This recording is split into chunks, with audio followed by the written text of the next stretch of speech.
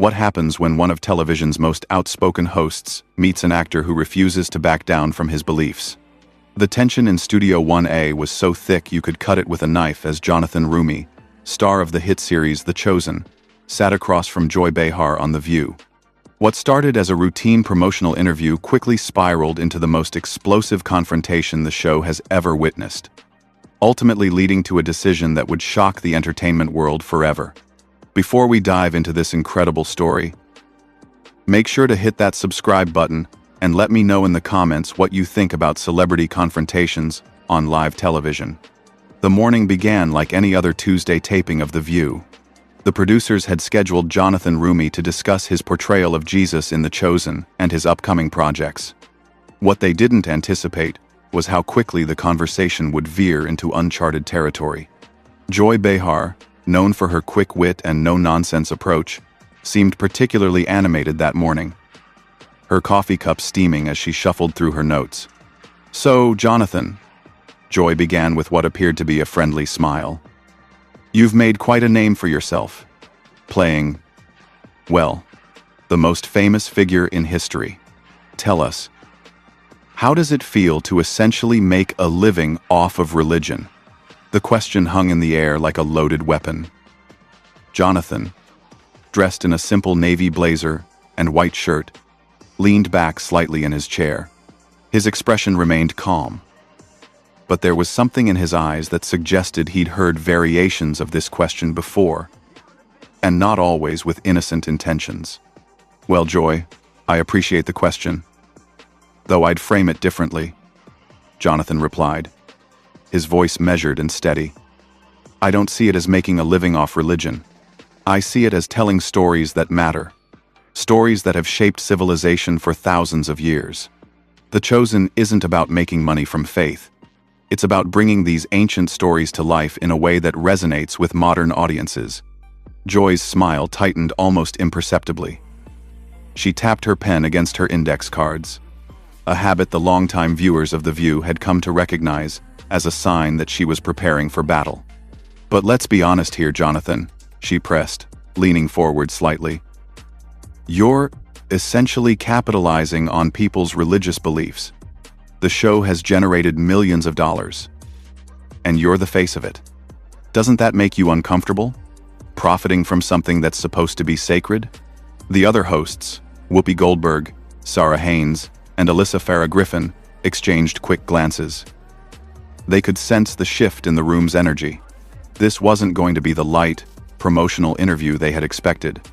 Jonathan took a slow breath, his hands clasped loosely in his lap. When he spoke, his voice carried a quiet intensity that seemed to command attention from everyone in the studio. "Joy, I think there's a fundamental misunderstanding in your question that I need to address. You're suggesting that telling these stories somehow diminishes their sacredness, or that finding meaning and purpose in your work is inherently wrong if that work involves faith. By that logic, should we criticize every actor who's ever portrayed a historical figure? Every filmmaker who's made a movie about love? Every musician who's written a song about hope?" "That's not what I'm saying," Joy shot back, her voice rising slightly. "What I'm saying is that religion has been used to manipulate people for centuries. And now we have entertainment that does the same thing, just with better production values." The studio fell silent, except for the hum of the cameras. Even the audience seemed to hold its breath. Jonathan's expression didn't change, but something flickered in his eyes. A spark of what might have been disappointment mixed with determination. "Joy, I have to respectfully push back on that characterization," he said, his voice still calm, but carrying more weight now. "What you're describing sounds like cynicism masquerading as insight. Yes, throughout history, some people have twisted faith for their own purposes, but that doesn't invalidate the genuine experiences of millions of people who find hope, community, and purpose through their beliefs." Joy waved her hand dismissively. "Oh, please, Jonathan. You can dress it up however you want, but at the end of the day, you're selling people a fantasy. And frankly, I think it's irresponsible in today's world to promote magical thinking." The tension in the room ratcheted up another notch. Whoopi shifted uncomfortably in her chair, clearly sensing that this conversation was heading somewhere none of them had anticipated. Sarah Haynes glanced nervously at the producers off camera, while Alyssa seemed transfixed by the unfolding drama. Jonathan leaned forward slightly, his composure still intact but his voice taking on a more pointed tone. "Joy, I'm curious about something. You seem very passionate about dismissing the beliefs of others as fantasy or magical thinking. But isn't that exactly the kind of intolerance that you and this show often speak out against? When did it become acceptable to mock what brings meaning to people's lives, as long as it's religious meaning?" Joy's eyes flashed. "Don't you dare try to turn this around on me. I'm not mocking anyone. I'm asking legitimate questions about an industry that preys on people's vulnerabilities." "An industry that preys on vulnerabilities?" Jonathan repeated, his eyebrows rising slightly. "Joy, with all due respect, we're sitting in a television studio where people make their living discussing politics, relationships, and social issues, often in ways designed to provoke emotional responses from viewers. If we're going to talk about industries that capitalize on human nature, perhaps we should examine the media landscape more broadly." The audience began to murmur, some clearly uncomfortable with the direction of the conversation. Joy's face was flushing slightly, and her grip on her pen had tightened visibly. "You know what, Jonathan? I think you're being deliberately obtuse," she said, her voice sharp now. "There's a difference between entertainment and exploitation. And when you convince people that they need to believe in ancient myths to find purpose in life, that's exploitation." Jonathan sat back in his chair, and for the first time since the interview began, he smiled. But it wasn't a warm smile. It was the kind of smile someone gives when they've just realized exactly who they're dealing with. "Ancient myths," he repeated slowly. "Joy, I want to make sure I understand your position clearly. Are you suggesting that the teachings about love, forgiveness, compassion, and service to others that form the core of these stories, regardless of one's beliefs about their literal truth, are harmful to society?" Joy opened her mouth to respond, but Jonathan continued, his voice gaining momentum. "Because if that's your position, then I think we need to have a very different conversation about what kinds of messages you think entertainment should be promoting instead." Quote, "The cameras captured every micro-expression as Joy's face went through a series of emotions: surprise, irritation, and something that looked dangerously close to rage. The other hosts sat frozen, unsure whether to intervene or let this train wreck continue to unfold. "Don't lecture me about what messages entertainment should promote," Joy snapped, her professional composure finally beginning to crack. "I've been in this business longer than you've been alive, and I know manipulation when I see it." Jonathan's calm demeanor never wavered, which seemed to irritate Joy even more. "Joy, I'm not trying to lecture you. I'm genuinely trying to understand your perspective, but what I'm hearing sounds less like thoughtful criticism and more like prejudice disguised as intellectual superiority." The words hung in the air like a challenge. Whoopi finally found her voice, attempting to steer the conversation back to safer ground. "Okay, let's maybe take a step back here," Whoopi interjected. But Joy wasn't finished. "Prejudice?" Joy's voice rose to a level that made several audience members shift in their seats. "You want to talk about prejudice? How about the prejudice of telling people they're broken if they don't subscribe to your particular brand of ancient superstition?" Jonathan's response was immediate and delivered with surgical precision. "Joy, I've never told anyone they're broken. In fact, the entire message of The Chosen is the opposite. That people are valuable, loved, and worthy of redemption regardless of their circumstances. But what I'm witnessing right now is someone who seems to believe that anyone who finds meaning in faith is somehow intellectually inferior. If we're going to discuss prejudice, perhaps we should start there." The silence that followed Jonathan's words was deafening. Joy's face had gone from flushed to pale, her mouth opening and closing as if she couldn't quite process what had just been said to her on national television. The other hosts looked like deer caught in headlights, and even the studio audience seemed to collectively hold its breath. "Excuse me?" Joy finally managed, her voice dropping to a dangerous whisper. "Did you just accuse me of being prejudiced on my own show?" Jonathan didn't flinch. "I didn't accuse you of anything, Joy. You've spent the last 10 minutes suggesting that people of faith are either gullible, broken, or intellectually inferior. If someone made similar statements about any other group of people, what would you call it?" Joy's hands were visibly shaking now, whether from anger or something else entirely. "I am not prejudiced. I am a rational person asking rational questions about irrational beliefs." "And there it is again," Jonathan said quietly. "You've just labeled the beliefs of billions of people as irrational. You're essentially saying that anyone who doesn't see the world exactly as you do is fundamentally flawed in their thinking." Whoopi tried again to intervene. "Jonathan, I think what Joy is trying to say is..." "No," Joy cut her off, her voice now carrying a sharp edge that made everyone in the studio tense up. "No, Whoopi, I can speak for myself. And what I'm saying, Jonathan, is that in an age of science and reason, clinging to Bronze Age mythology is not just irrational, it's dangerous." The audience gasped audibly. Even by the View's standards, this was unprecedented territory.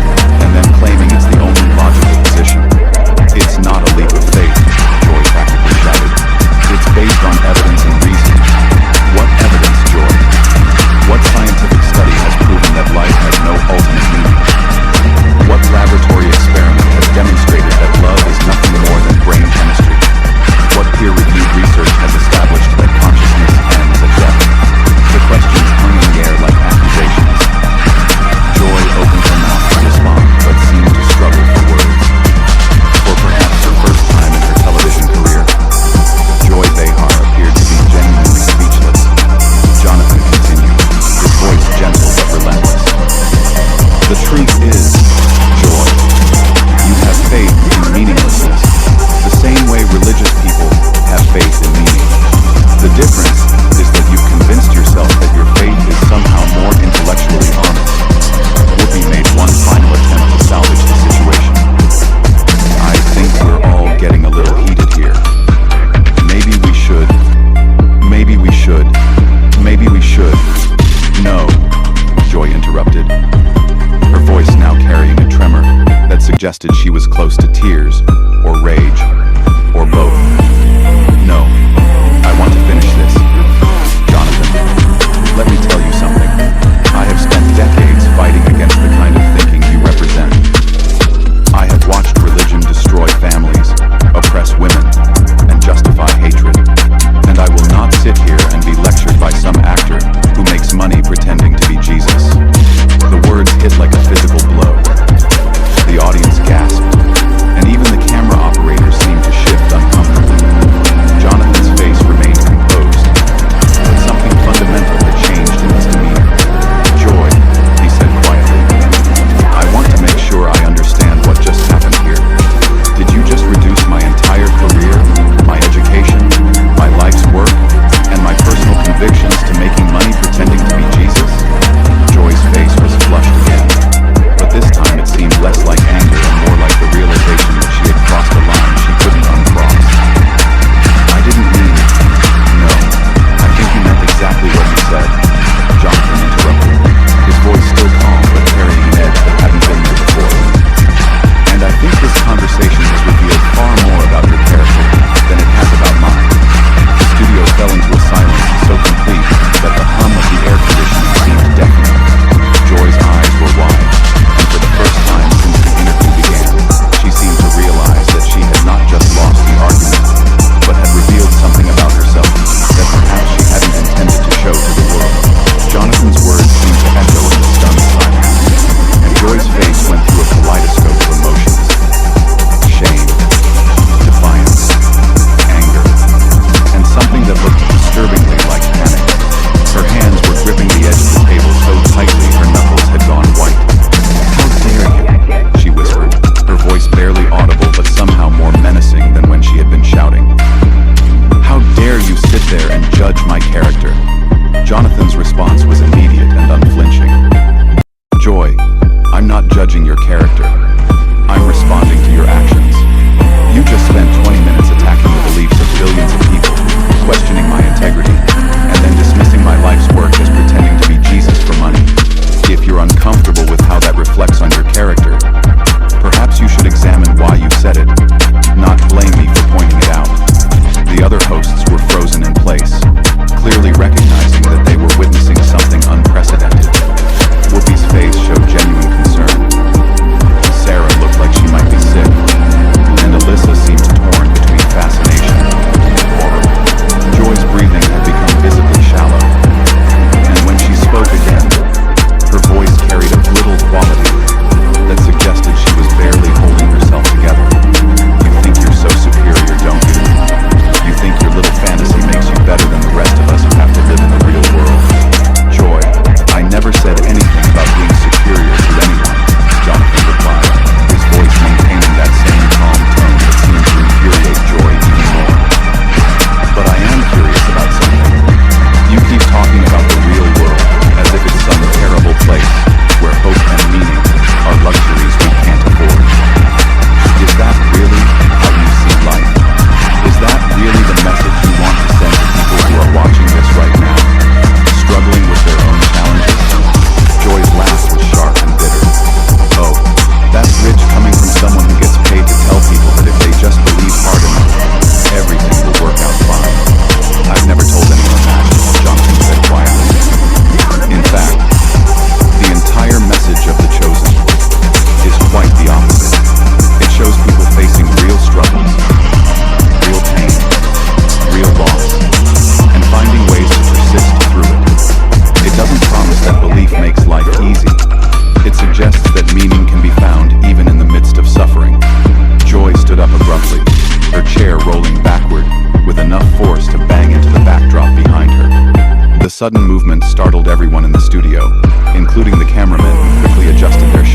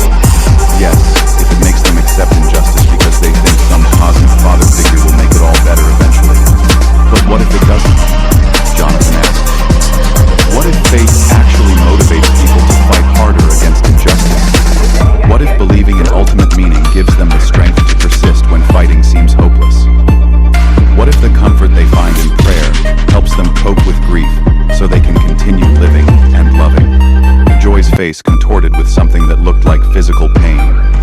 "Stop it," she said, her voice cracking. "Just stop it. Joy. What's really bothering you here?" Jonathan's voice was now openly compassionate. "Because this feels like more than an intellectual disagreement about religion." The question seemed to break something inside Joy. Tears began streaming down her face, and her voice became a mixture of rage and anguish. "What's bothering me is that I have spent my entire career fighting against the kind of magical thinking that keeps people from taking responsibility for their own lives and their own world. And now I have to sit here and watch millions of people eat it up because it comes wrapped in beautiful cinematography and good acting." Jonathan stood slowly, his movement deliberate and non-threatening.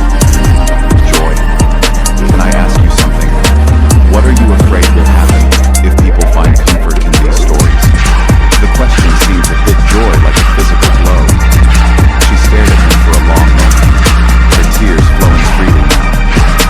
When she spoke, her voice was barely above a whisper.